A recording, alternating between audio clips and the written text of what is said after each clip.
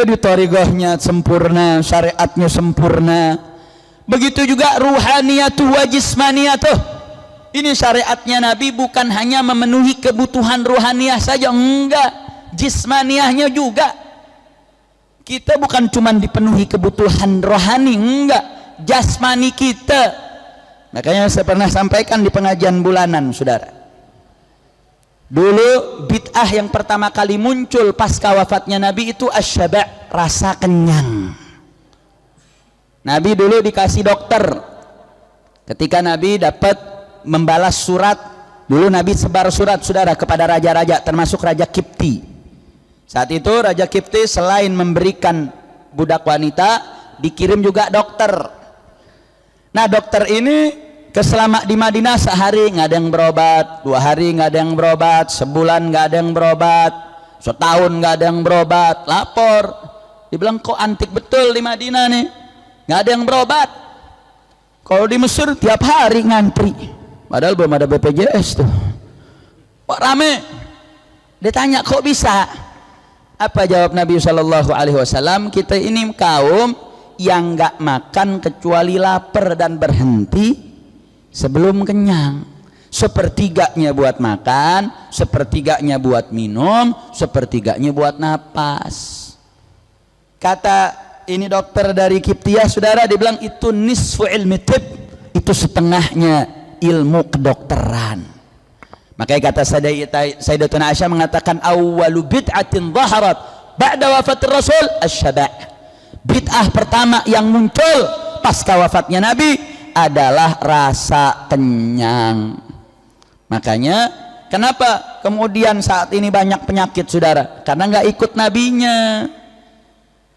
Bahkan ada satu fenomena, saudara, kita punya diskusi dengan kawan-kawan. Kita biasanya di Indonesia makan sehari berapa kali? Yang resmi sehari berapa kali? 3 kali kan? Ada makan pagi, makan siang, makan malam. Itu yang resmi, belum yang non ofisial ya kan? Mindonya belum, apa namanya, wah ini iseng nih, apa namanya yang lagi rame itu mie Aceh beda. Bangladesh belum lagi baksonya, itu yang non ofisial tuh, yang ofisialnya 3. Saudara, dalam nomenklatur bahasa Arab makan itu cuma dikenal 2, al-ghadha wal asya, makan siang sama makan sebelum malam. Nggak ada yang namanya futur. Kata futur makan pagi, atau bahasa Kiai Nuruzani breakfast ya. Hah? Begitu kan ya? Itu di dalam kamus bahasa Arab ditambahin baru sama Majma'ul Lughah baru tahun 90-an. Artinya apa? Dalam nomenklatur Mu'jamul Arabiyah nggak ada tuh makan pagi. Makan cuma 2 kali, makan siang sama makan menjelang malam, al-ghadha wal asya. Artinya makan 2 kali. Makanya waktu itu saya pernah sampaikan dalam syarah hikam, Sayyidah Aisyah ditegur sama Nabi gara-gara makan 2 kali. Sampai Nabi mengatakan emang nggak ada kerjaan lain selain makan. 2 kali ditegur. Bagaimana yang ofisial non ofisial tuh? Artinya apa? Ini agama sempurna paripurna, sempurna ruhaniyahnya diberikan bekal dan jismaninya juga dikasih bekal, saudara. Bagaimana makan diatur, minumnya diatur, bagaimana enggak? Buang air, kotorannya diatur caranya, saudara. Bagaimana makan enggak diatur, bagaimana minum enggak diatur. Berarti saya mau tanya, ajaran Nabi sempurna tidak? Syariat Nabi sempurna tidak? Sallu ala Nabi. Sempurna. Nabi itu sempurna akhlaknya, sempurna fisiknya. Tapi pemilihan sebagai seorang Habib itu by proses.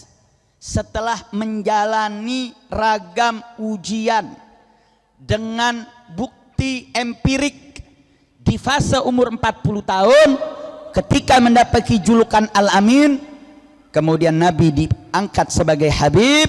Di dalam riwayat ketika proses Al-Mi'raj diceritakan ketika Nabi dalam satu peristiwa Mi'raj, dalam dialog, ya Muhammad, Allah memanggil, innal muluka idza atharu 'abdan bi ita'il mulk iyah wa ja'alahu malikan dza'tibarin badirul idhari syarafih fa ayyu syai'in turidu an taj'ala lak.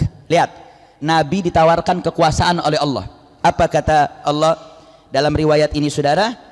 Sesungguhnya seluruh kerajaan akan diambil dan akan berkorban memberikan kepadamu kerajaan, dan kau akan menjadi raja dari seluruh kekuasaan di dunia, dan kesempurnaan itu, kemuliaan itu akan melekat padamu. Fa ayyu syai'in turidu an naj'ala lak. Apa yang kau inginkan? Kau ingin menjadi nabi sebagai seorang raja atau bagaimana? Apa jawab Nabi sallallahu alaihi wasallam? Adifni ilaika ya Rabb bil ubudiyah. Ya Rabb, jadikan aku nabi sebagai nabi yang menjadi hamba. Disitulah Allah pilih nisbah abdiyah menjadi nama yang Allah abadikan. Subhanalladzi asra bi abdihi. Allah nggak sebut namanya Muhammad, Allah nggak sebut namanya Ahmad, Allah nggak sebut namanya Mustafa, Allah nggak sebut nama Taha, tapi Allah sebut nama yang Nabi paling cinta, bi abdihi, karena Nabi paling cinta nisbatan ilal ubudiyah. Fakhtarallahu fi hadhihi al-ayat kalimatil abad fa asra subhanalladzi asra bi abdihi. Sallu ala nabi. Berarti saya mau tanya, Nabi kita gila pangkat gak? Enggak. Nabi kita gila kehormatan gak? Nabi ditawarin raja di raja, enggak mau sudah.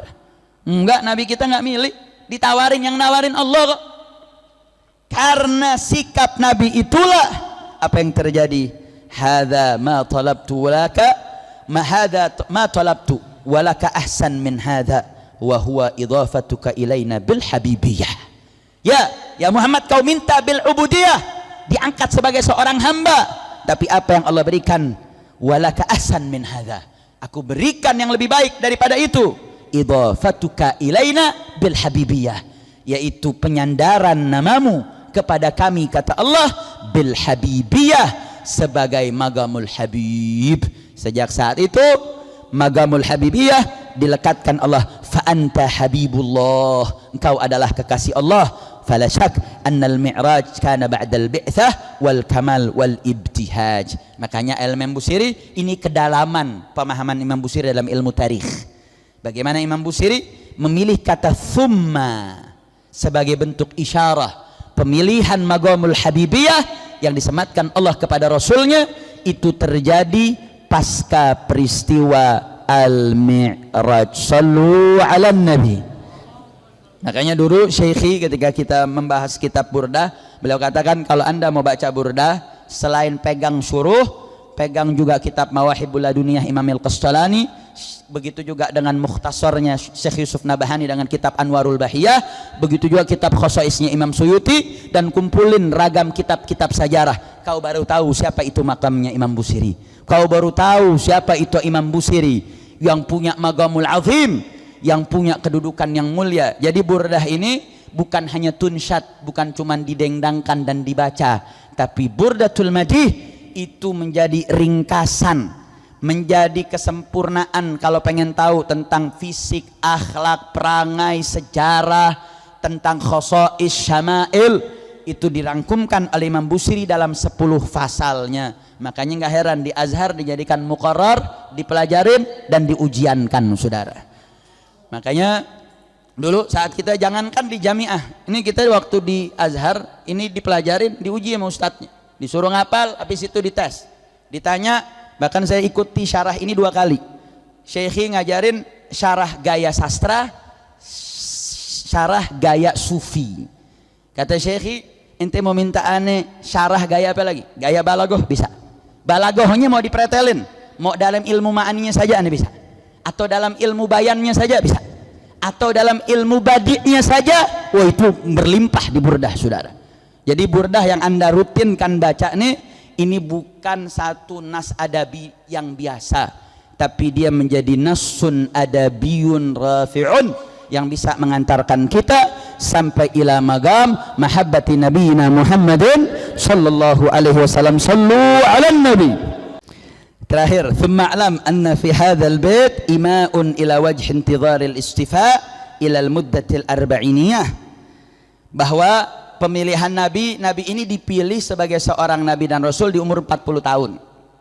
Dan ini lebih tarjih, lebih kuat dibanding pemilihan Nabi Isa dan Nabi Yahya, karena Nabi Isa dan Nabi Yahya diangkat sebagai nabi dan rasul fi marhalatit tufuliyah. Ketika masih kecil, Nabi Isa dan Nabi Yahya sudah dapat magomin nubuah. Tetapi khusus Nabi Muhammad sallallahu alaihi wasallam murdah arba'iniyah. Kenapa para ulama mencari tahu kenapa mesti 40? Dikatakan umur 40 tahun itu kamalun nudjil aql. Akal itu menjadi matang ketika umur 40. Makanya dulu ada Darun Nadwah di Quraisy, itu ada satu forum yang isinya adalah pimpinan-pimpinan Quraisy yang boleh masuk yang umurnya 40 tahun.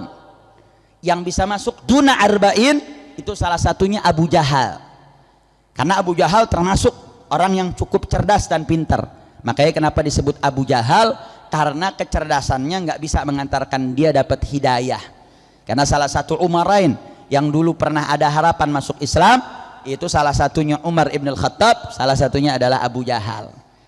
Tapi Allah subhanahu wa ta'ala qadha iradah dan amarnya jatuh kepada Sayyidina Umar ibn al-Khattab, Sayyidina Umar yang masuk Islam sehingga menjadi Al-Faruq, menjadi sahabat setianya Nabi kita Sayyidina Muhammad sallallahu alaihi wasallam. Tapi Nabi Muhammad sallallahu alaihi wasallam diangkat sebagai seorang nabi dan rasul fi umri arba'in, ketika umurnya 40 tahun. Jadi kalau umur 40 tahun masih main game, itu kayak belum mateng tuh umurnya tuh. 40 tahun main game, ya Allah. Emang kagak ada kerjaan lain tapi bebas dah harusan ente sama hidup ente. Wa in kana al-mutabadir ila al-wahm aksu hadhihi al-qadiyah wa talwihan ila qawlihi ta'ala Allahu yastafi minal malaikati rusula wa talmihan ila hadits rawa an Wathilah. Bait ini juga menjadi isyarah salah satu hadis ini sebagai penutup, di mana Nabi mengatakan innallaha astafa min waladi Ibrahim Ismail, bahwa sesungguhnya Allah telah memilih keturunan Nabi Ibrahim, yaitu seorang putra bernama Ismail. Wastafa min waladi Ismail Bani Kinanah, dan dari keturunannya Nabi Allah Ismail dipilihlah klan Bani Kinanah. Wastafa min Kinanata Quraisyan, dan dipilih dari keturunan Bani Kinanah yaitu kabilah Quraisy. Wastafa min Quraisy Bani Hashim, dan Allah memilih dari klan Quraisy yaitu keluarga Bani Hashim. Wastafani min Bani Hashim, dan Allah memilih aku keluar dari Bani Hashim. Artinya bahwa Nabi sallallahu alaihi wasallam adalah manusia pilihan dari kabilah terbaik, pilihan dari keluarga yang juga pilihan, dan itu adalah kehendak Allah subhanahu wa ta'ala. Hakadha minni wal afu minkum. Assalamualaikum warahmatullahi wabarakatuh. Sallu ala nabi.